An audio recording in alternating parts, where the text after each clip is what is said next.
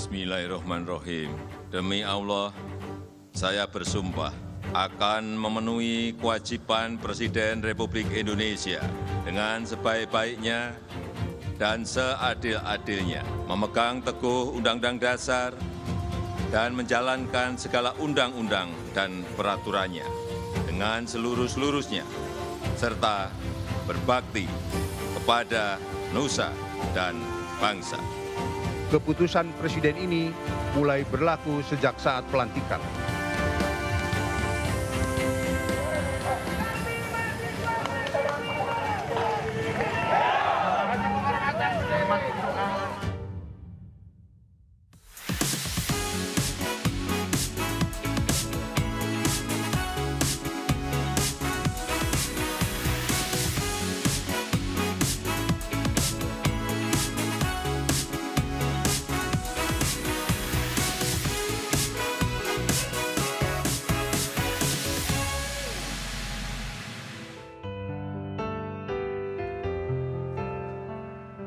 Selamat malam pemirsa, jumpa lagi di Prime Show with Ira Kusno yang hari ini adalah jam 20 waktu Indonesia Barat.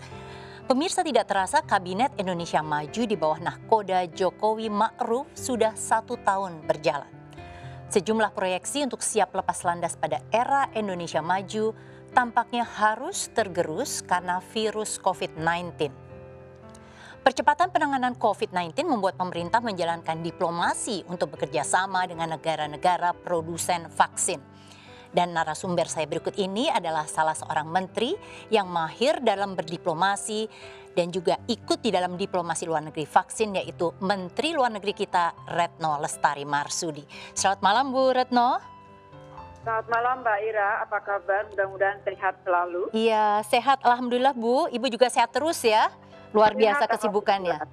Iya, Bu Retno, ini baru saja kembali dari kunjungan ke Swiss dan Inggris bersama Mas Menteri Erick Thohir begitu ya. Dan adalah kalau beritanya di tanah air adalah untuk mengamankan vaksin COVID-19. Kata-kata mengamankan ini maksudnya apa ya? Bisa dibagi cerita ketika di sana, Bu Retno? Mengamankan berarti jadi begini, saya ingin cerita. Vaksin ini kan barang yang barangnya belum ada, sedang dikembangkan. Nah, di awal-awal kita bisa perkirakan bahwa pada saat vaksin ini sudah jadi, maka akan karena jumlahnya juga baru sedikit dan akan bertahap, maka akan terjadi quote-unquote perebutan. Oleh karena itu, masing-masing negara berusaha untuk mengamankan kebutuhannya. Sebenarnya ini adalah mengamankan komitmen penyediaan vaksin COVID-19. Oke, Bu Retno, kalau bicara mengamankan, artinya di gambaran untuk Indonesia itu berapa sih jumlah yang aman gitu, yang harus dikomitkan? Jadi begini, saya ingin jelaskan dulu mengenai vaksin pendekatan kita. Kita memiliki 2 pendekatan Mbak Ira, pendekatan jangka pendek dan pendekatan jangka panjang. Jangka pendek itu adalah kebutuhan yang mendesak. Nah, pada saat kita bicara mengenai kebutuhan yang mendesak untuk jangka pendek, mau tidak mau kita harus bekerja sama dengan pihak luar. Baik dari segi bilateral atau melalui bilateral maupun melalui track multilateral. Sementara untuk jangka panjang, negara seperti Indonesia dengan penduduk besar, maka mau tidak mau kita harus memiliki ketahanan terhadap vaksin. Oleh karena itu saat ini kita sedang mengembangkan vaksin nasional kita, vaksin merah putih, yang mudah-mudahan di pertengahan atau kuartal 3 2021 sudah akan siap. Jadi ke depannya nanti insya Allah kita akan dapat memakai vaksin kita atau justru bisa berbagi vaksin kita dengan yang lain. Oke, Bu Retno, sebentar Bu Retno. Jadi dari penjelasan Ibu ada jangka pendek dan jangka panjang. Jangka panjang mungkin bisa masuk vaksin merah putih kita begitu ya. Tapi dalam jangka pendek ini yang dirasa aman itu jumlah berapa yang sudah dikomitkan dijaga oleh oleh Indonesia? Jadi tadi balik lagi kepada masalah aman. Aman hitungannya tentunya Pak Menteri Kesehatan memiliki hitungan dan kebetulan kita barusan rapat. Aman itu berapa?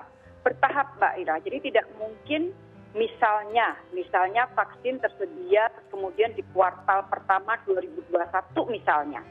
Tentunya ini faktor keamanan, efikasi itu merupakan pertimbangan utama sebelum kita betul-betul melakukan vaksinasi.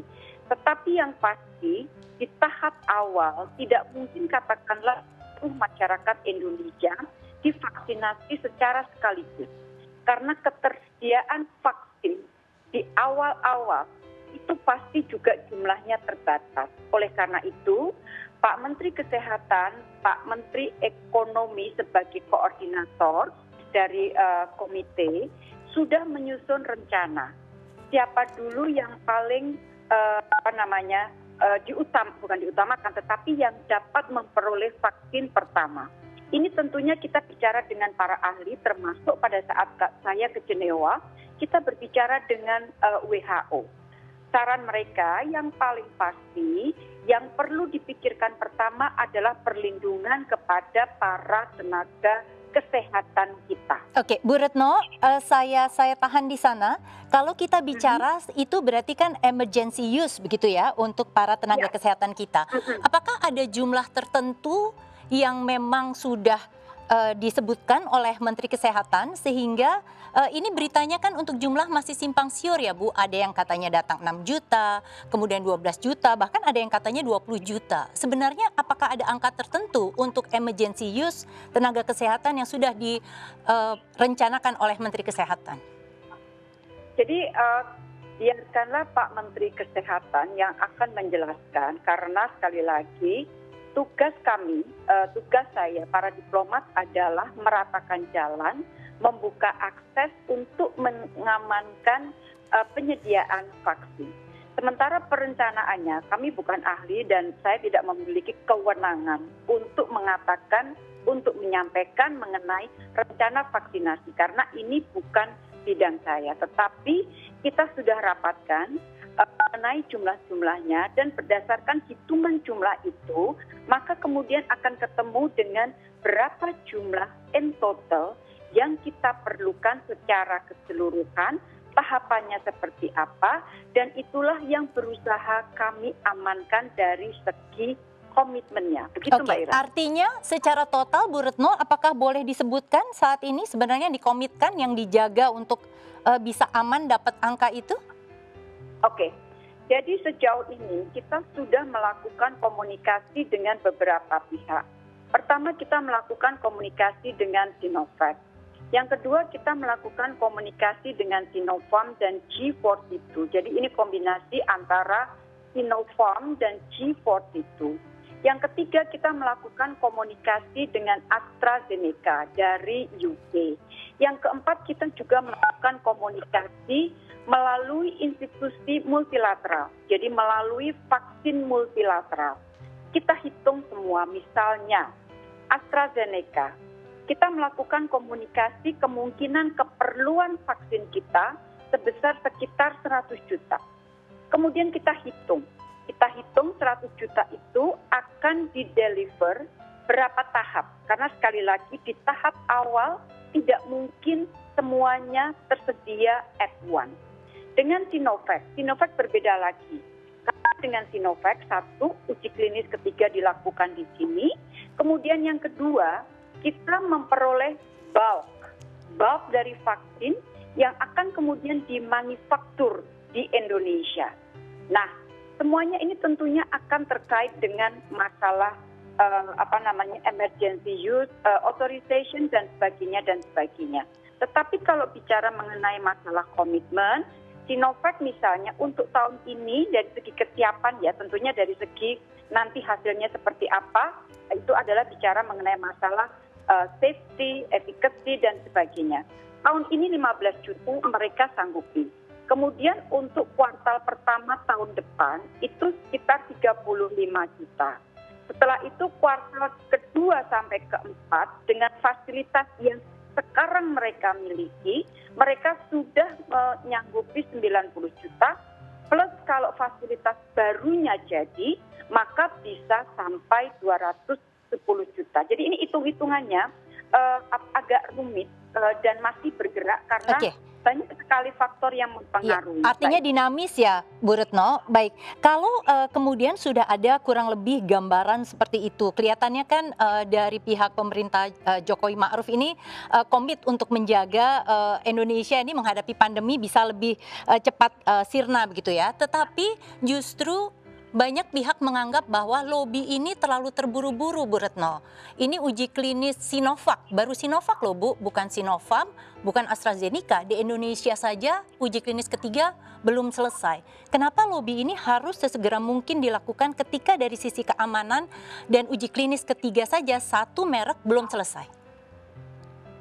Jadi uji klinis begini, Sinovac memang Bu Retno, tidak. suaranya hilang Bu Retno. Halo, Iya. Mbak Ira. Sebentar Bu Retno, suaranya hilang. Saya tidak mendengar jawaban Ibu. Sebentar, ini kelihatannya ada trouble dengan audio. Apakah bisa diselesaikan? Ya, kami masih menunggu karena kelihatannya kami mendapatkan masalah gangguan audio dengan Ibu Menteri. Memang semula Ibu Menteri itu mengatakan akan menerima wawancara ini di rumah beliau, tapi karena kesibukan terpaksa masih menerima di ruang kerja. Kami masih mendapatkan gangguan, baiklah pemirsa, kami tutup dahulu, kami jeda sejenak sambil menunggu untuk hubungan yang lebih baik dengan Ibu Menteri Luar Negeri Retno Marsudi. Tetaplah bersama kami.